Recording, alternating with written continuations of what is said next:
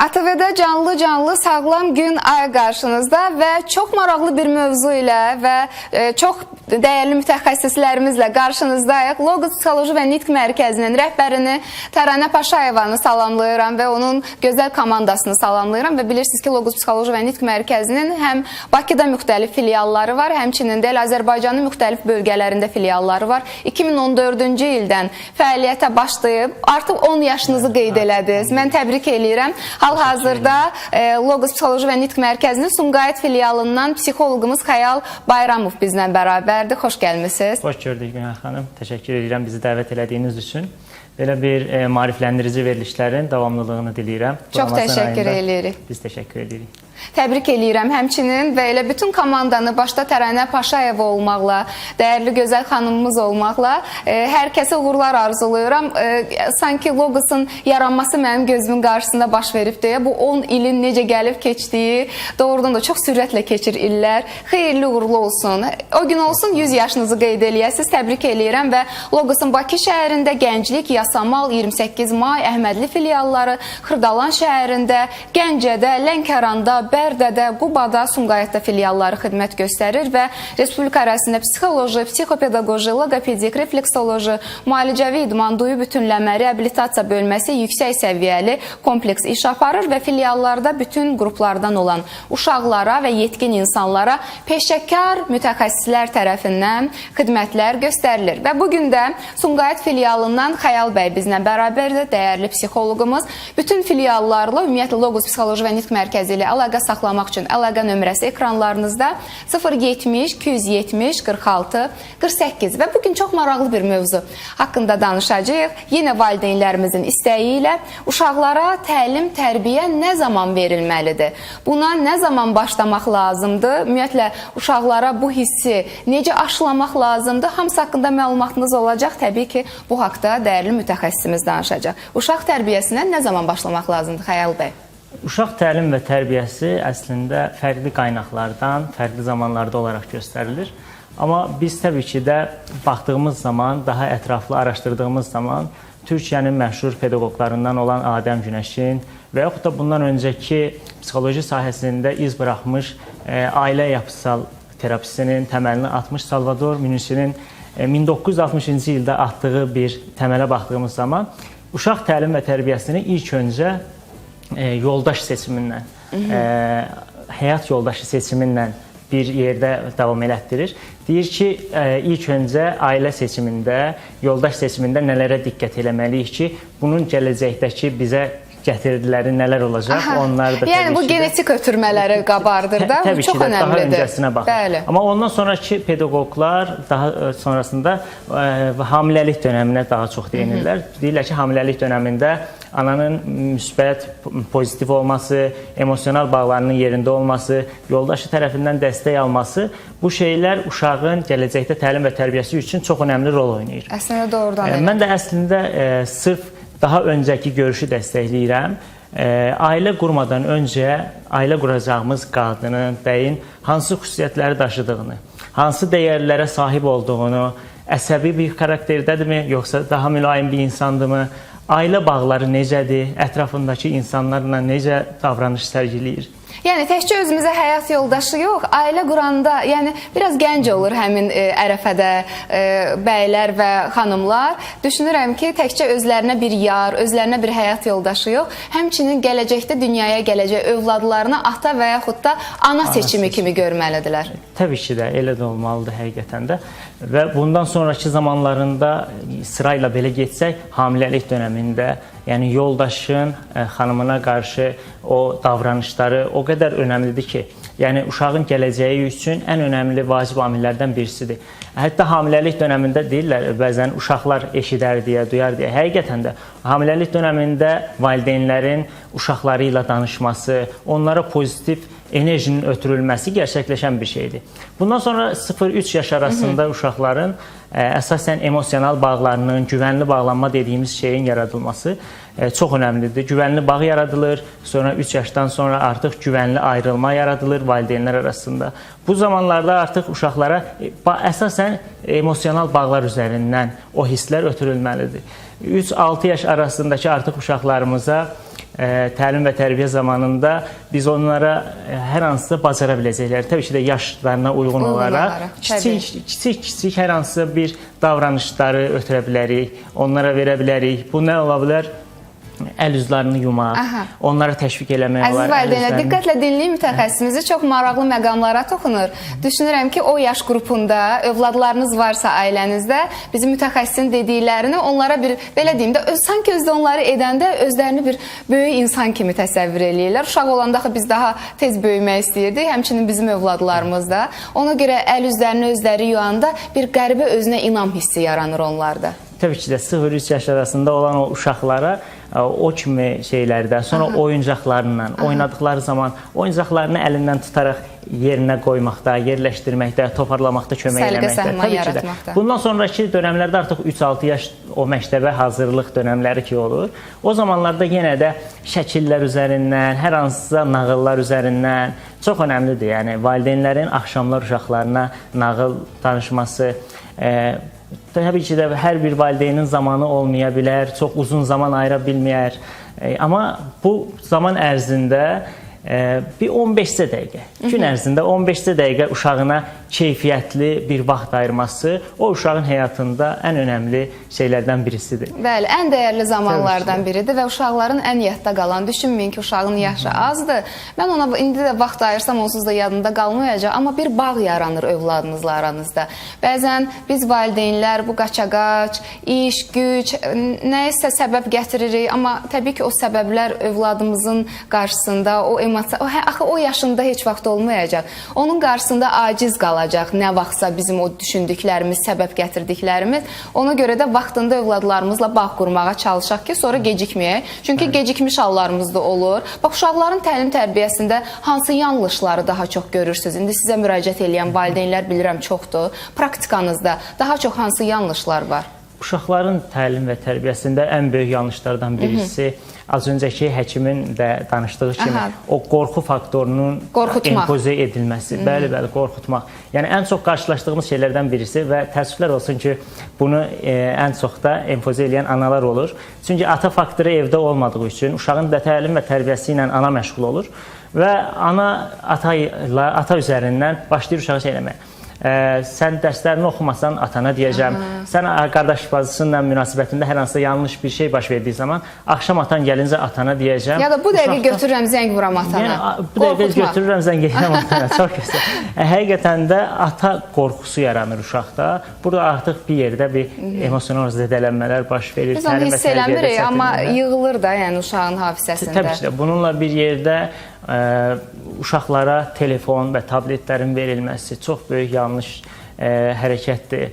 Valideynlərə biz dəfələrlə deyirik ki, təbii ki də bu uşaqlara 7 yaşına qədər, ən azından 7 yaşına qədər telefon heç göstərilməsin. Valideynlər deyir ki, bəs necə olur? Mən əlimdə istifadə elədiyim zaman görür falan. Həqiqətən də uşağını düşünən bir valideyn bunu göz önündə bulundurmalıdır ki, əgər uşağımın telefonla, tabletlə vaxt keçirməsini mən istəmirəmsə, mən özüm də vaxt keçirtməyəcəm. Ən azından çox-çox az bir zamanda və uşağın gözü görməyəcək bir yerlərdə olmalıdır. Yəni, həm psixoloji baxımdan təsir eləyəcək övladlarımıza, həmçinin də elə baxırsan ki, göz problemləri də çox yayılır. Yəni, mövzudan kənar olsa da bunu qeyd etməliyik ki, planşetlərə yaxın belə saatlarla özdə baxmaq təsəvvür eləyin.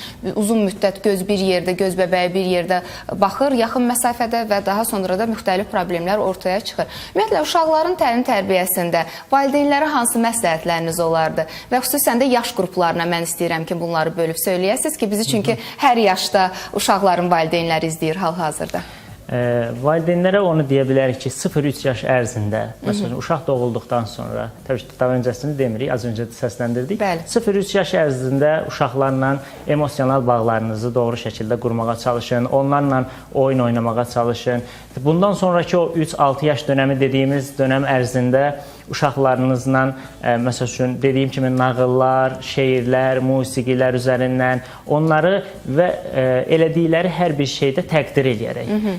Təbii ki də Onları mükafatlandıraraq, cəza vermədən, onları mükafatlandıraraq təqdir edib o duyğularını qabartmaq lazımdır.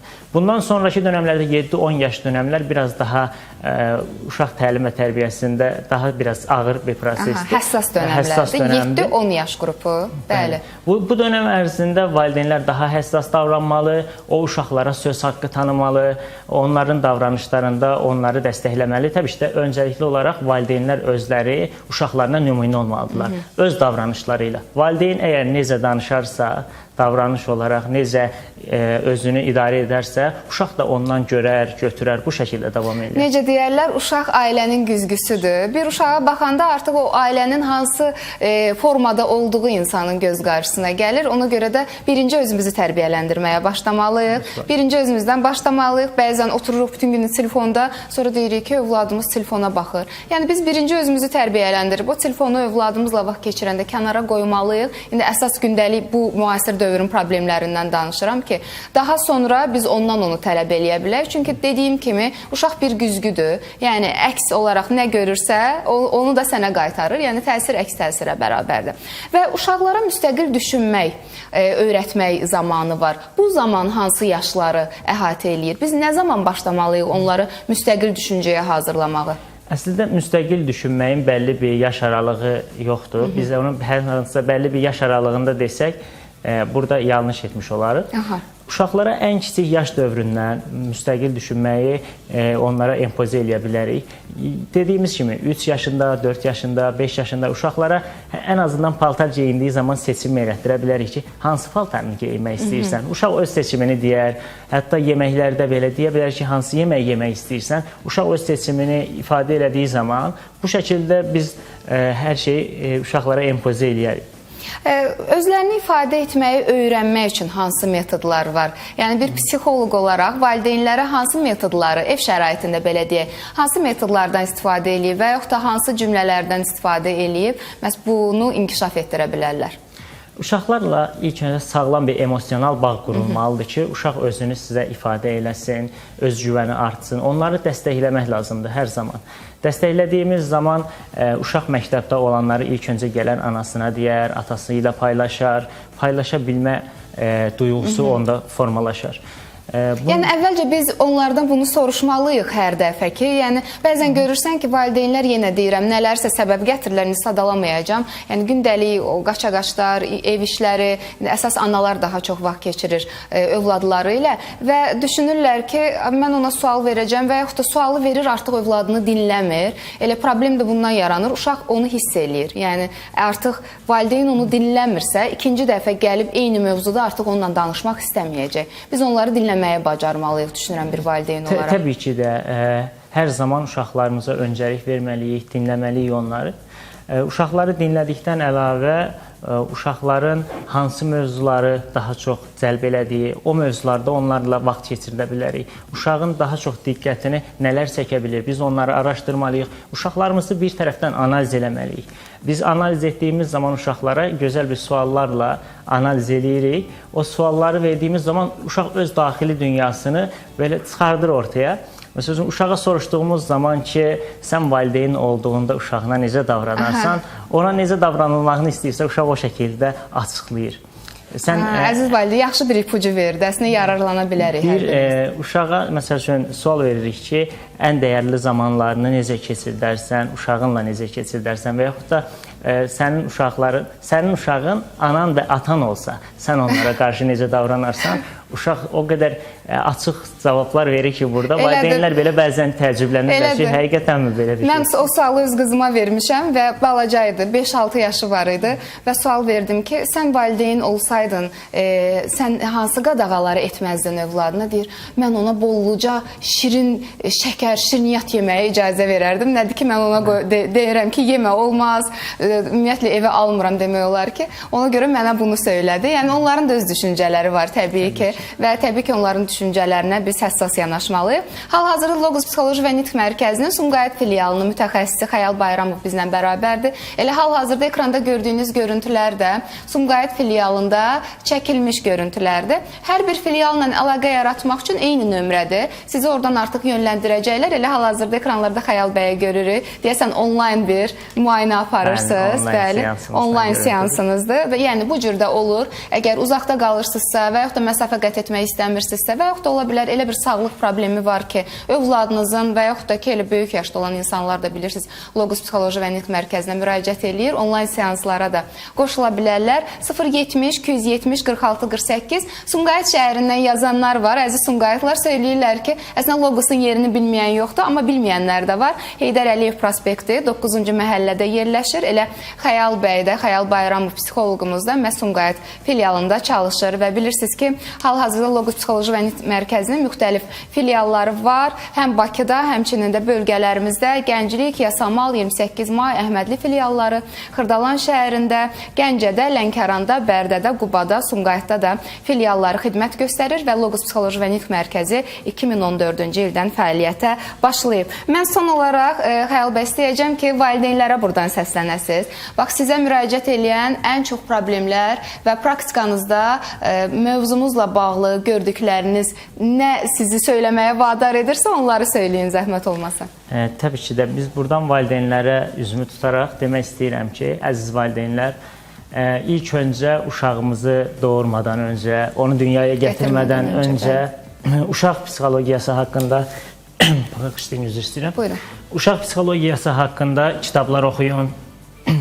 Bu mövzu haqqında bir kitab var. Arzu Akça deyə bir yazarın.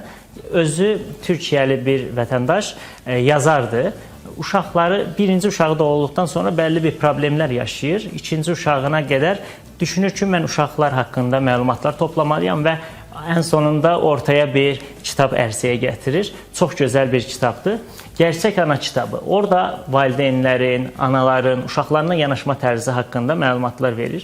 Yəni, əvvəlcədən maariflənmək önəmlidir. Mütləq Çünki valideynlik də bir peşədir, valideynlik də bir məsuliyyətdir. Mən dəyərli mütəxəssisimiz Xəyal Bayramova təşəkkür eləyirəm. Bir daha çox-çox minnətdaram və bir daha söyləyim ki, Logos Psixoloji və Nitq Mərkəzinin 10 yaşı tamam oldu. Başda Təranə Paşayeva olmaqla bütün kollektivi buradan salamlayıram, təbrik eləyirəm. Uğurlarınız bol olsun. 10, 20, 30, 40, 50, 70, 80, 100 yaşınızı qeyd eləyəsiniz. Hər zaman uğurlarınızın şahidi olaq. Çox sağ olun ki, məhz uşaqların və yetkin insanlara peşəkar mütəxəssislər tərəfindən xidmətlər göstərirsiniz. Qısa aradan sonra növbəti həkimimizlə yenə çox maraqlı bir mövzuda söhbətimiz başlayacaq.